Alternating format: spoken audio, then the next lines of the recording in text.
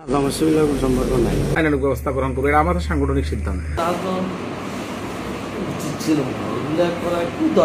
যে লোকটার ব্যাপারে অভিযোগ দেওয়া হয়েছে সেই লোকটা আমাদের সংগঠনের সাথে কোনোভাবে সম্পৃক্ত না।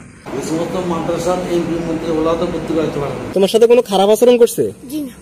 ছেলেরা যে রাজনীতি যে লেখাপড়া করে না, যে মাদ্রাসা রাজনীতি করবে,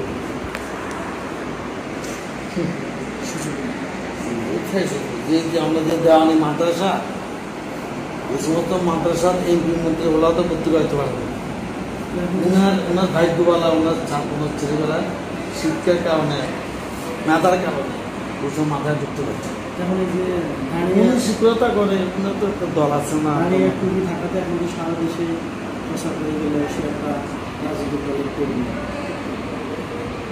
এটা তো দিন পরে দলে দুর্নীতি করে, তারপর খারাপ করে না। আমি সহসভাপতি, এখন বর্তমান সভাপতিদের নাম থাকবে ইনশাল্লাহ। সভাপতি দলের মধ্যে তো বালাপুরে আছে, আসলে কিন্তু তার উচিত ছিল না। এগুলো করা কি দরকার? জমাত এখন বর্তমান আছে, জমাত বিএনপি, এই দুই দলে আছে। আওয়ামী লীগ তো পিছনে বাধা। এখন এই দুই দলকে বাধা দেওয়ার জন্য হেরা সুযোগ। ওই প্রতিষ্ঠানে কোনো ফর্মুলার মধ্যে লেখা আছে, ওইখানে ভর্তি হইতে হইলে রাজনীতি করা যাবে না। সে কি কোনো রাজনীতির সাথে সম্পর্ক আছে কিনা?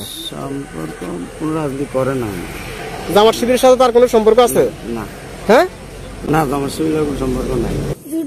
ডাকি বলছে হুজুরের খাটে বসতে, আমি বসে বসবো না, হুজুর খাট। হুজুরে পাঞ্জাবি খুলছে, হুজুর ঘুম যাবে, পাঞ্জাবি খুলছে। তারপর হুজুর আমার নিয়ে কথা বলছেন, আমি বাড়ি চলে এসেছি। কি বলছে হুজুর তোমার? পড়া হয়েছি নি, কিন্তু বলছে পড়ার বিষয় বলছে। জি। তোমার সাথে কোনো খারাপ আচরণ করছে? জি না।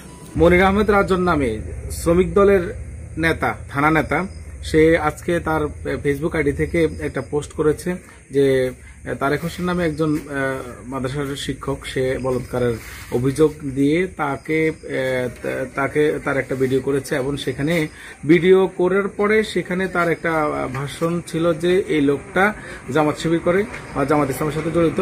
কিন্তু আমরা আমাদের যে লোকটার ব্যাপারে অভিযোগ দেওয়া হয়েছে সেই লোকটা আমাদের সংগঠনের সাথে কোনোভাবে সম্পৃক্ত না, এবং এই ব্যাপারে আমরা প্রতিবাদ করেছি, এবং আমরা বলেছি যদি সে তার ফেসবুক আইডি থেকে এটা পোস্ট ডিলিট না করে তাহলে আমরা আইনানুগ ব্যবস্থা গ্রহণ করব, আমরা আইসিটি অ্যাক্টে তার বিরুদ্ধে মামলা করব। এবং আর একটা কথা বলতে চাচ্ছি, সেটা হচ্ছে যে সে যে আমাদের যে তারেক হোসেন যে হুজুর, তাকে যে জামাত শিবিরের লোক বলেছে, এই ব্যাপারে মনির আহমেদ রাজনকে অবশ্যই এটার প্রমাণাদি দিতে হবে। যদি প্রমাণ না দিতে পারে তাহলে অবশ্যই আমরা আইনানুগ ব্যবস্থা গ্রহণ করব।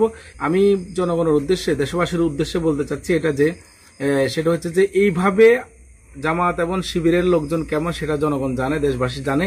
এইরকম বিভ্রান্তিমূলক কথা বলে জনগণকে বিভ্রান্ত করা যাবে না, এবং পরিবেশ নষ্ট করা ছাড়া আর অন্য কিছুই হবে না। সেই পরিবেশ নষ্ট করার জন্য এবং সাংগঠনিক রাজনৈতিক পরিস্থিতি ঘোলাটে করার জন্য সে এইরকম পদক্ষেপ নিয়ে আগাচ্ছে, এবং তার সাথে আরো কারা উস্কানি দিচ্ছে এবং কারা জড়িত আছে আমরা সেটাও খোঁজ খবর নিব, এবং তাদের ব্যাপারে আমরা আইনানুগ ব্যবস্থা গ্রহণ করবো। এটা আমাদের সাংগঠনিক সিদ্ধান্ত। আচ্ছা, আমরা ক্ষমা না চায় এবং সে যদি এটা ডিলিট না করে, ক্ষমা না চায়, প্রকাশ্যে ক্ষমা, তার ফেসবুকে সে স্ট্যাটাস দিতে হবে যে আমি জামাত ইসলামের ব্যাপারে যা বলেছি সেটা দুর্বিসন্ধিমূলক এবং সেটা ষড়যন্ত্রমূলক, এটা সে পোস্ট করতে হবে তাকে।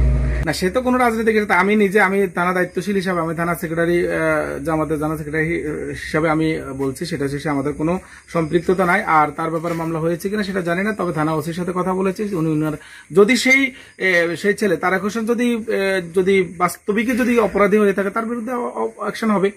ইভেন দ্যাট আমাদের কোনো কর্মী যদি এরকম কোনো অপরাধমূলক কাজ করে থাকে সেটার জন্য আমরা নিজেরা শাস্তি গ্রহণ করবো। আমরা এটা কোনো প্রশ্রয় দেবো না, কোনো অপরাধীকে বা অপরাধকে আমরা প্রশ্রয় দেওয়ার কোনো সুযোগ নেই। আমাদের সংগঠন নেট অ্যান্ড ক্লিন সংগঠন, এই সংগঠনের ব্যাপারে আমরা স্টেট ফরওয়ার্ড।